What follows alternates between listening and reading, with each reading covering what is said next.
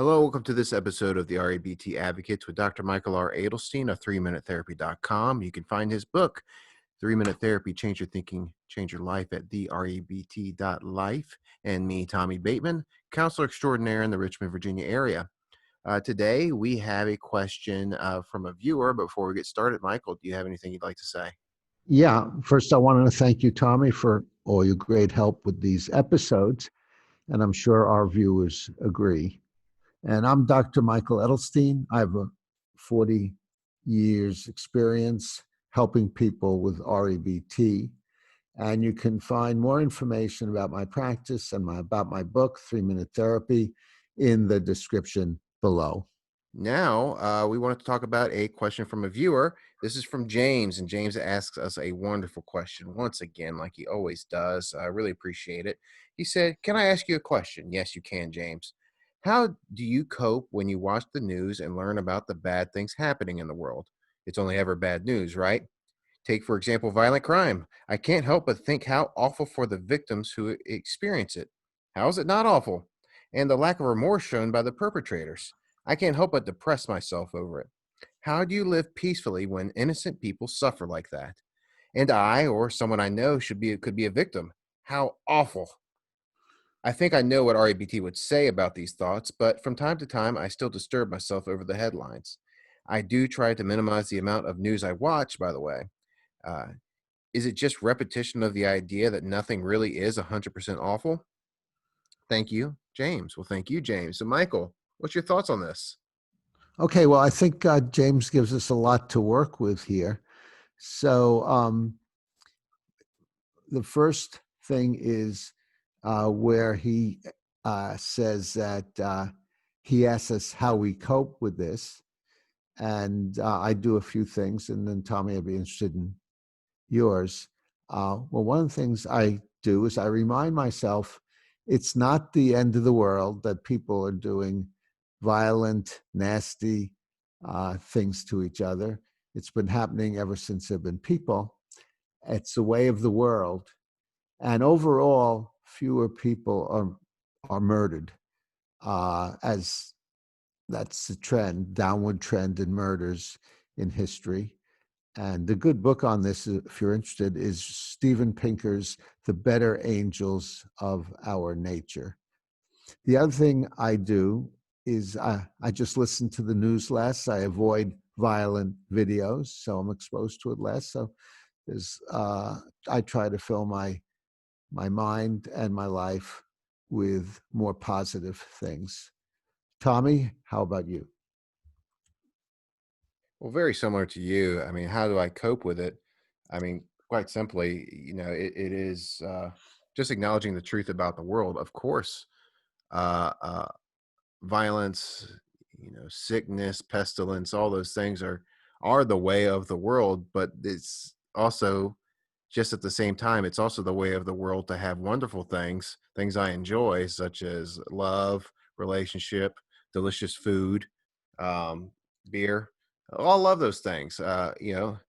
Moreover, of course, my religion helps on that in that uh, uh, uh, regard too. Things that I acknowledge as true, and of course, cutting down on the news is key, especially social media as well. Kind of puts us in place to just keeps feeding us what we think what it thinks we want to see, which if we're already looking at horrible violent news stories, well, it says, hey, he likes horrible violent news stories, let's send him more horrible violent news stories. And you get more and more depressed or upset. You're upsetting yourself when you look at them. So yeah, I just acknowledge that the world is getting better. I think, as you said, through Steven Pinker's book, kind of demonstrates that in many regards. At least in my opinion, it's getting better. Um, but then let's go on. That's a practical solution. Do we have an REBT one as well?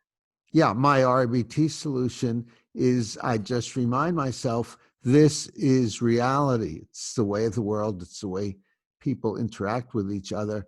So you can't control it. So you might as well accept it. Also, I like your idea, Tommy, that in order to get the positive things in your life and in the world, it's necessary to have the negatives. There's no such thing as a free lunch. You pay for the positives by putting up with the negatives. Yeah, and wouldn't it be human nature that if all we got were the things that we think right now are positive, and that's if that's all we got, well, sure enough, the fact that our pizza's a little too greasy is going to be the worst thing in the world to us at that point. It's just kind of the way we are. Uh, uh, as you said, there is no free lunch. There's always some sort of negative to our subjective experience, along with our positive. So, yeah, okay, we can move our Overton window to the point where greasy pizza is the worst thing in our existence, but we still have an emotional reaction to that, and it still would be up to us to stop upsetting ourselves about it. Exactly. And then to go on in James's email, he says, I can't help but think how awful for the victims who experience it. How is it not awful? And the lack of remorse shown by the perpetrators. I can't help but depress myself over it. Well, he's practicing helplessness by reinforcing his idea.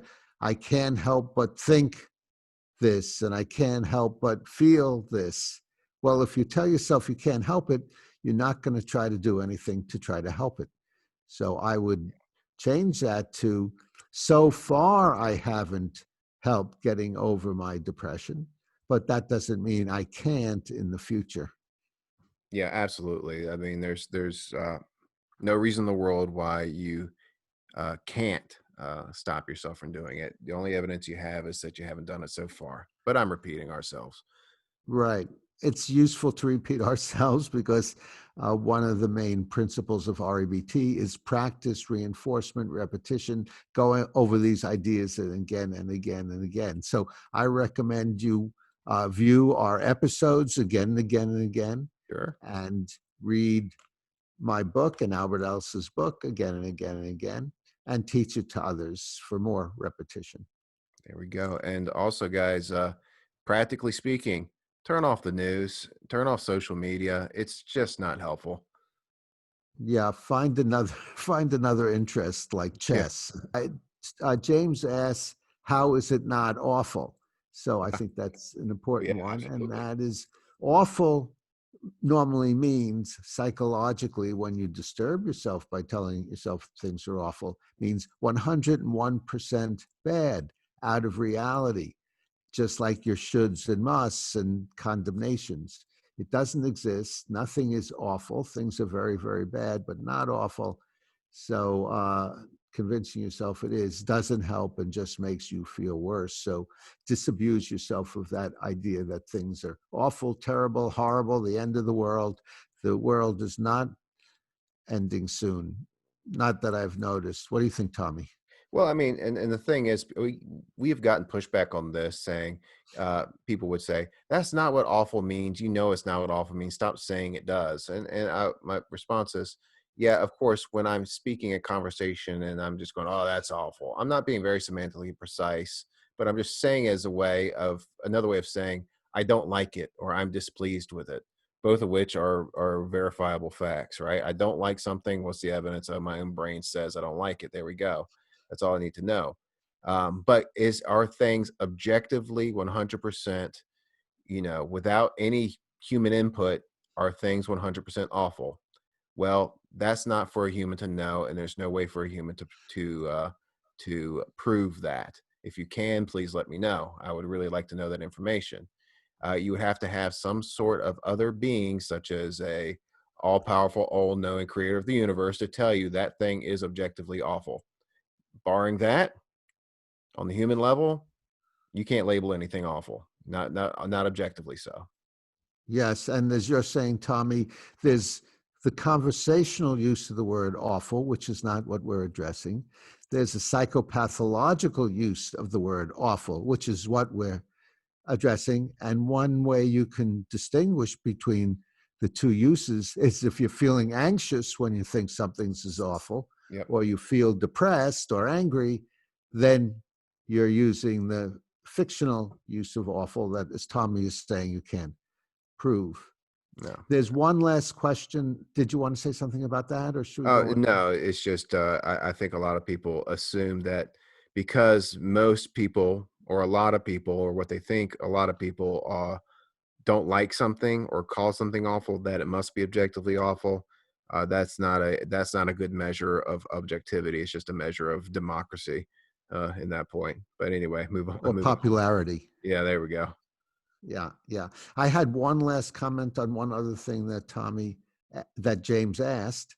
Hmm. And so at the end, he says, is it just repetition of the idea that nothing is really 100% awful? So, James, you got the meaning of awful that we're discussing, the psychopathological meaning. Nothing is really 100% awful.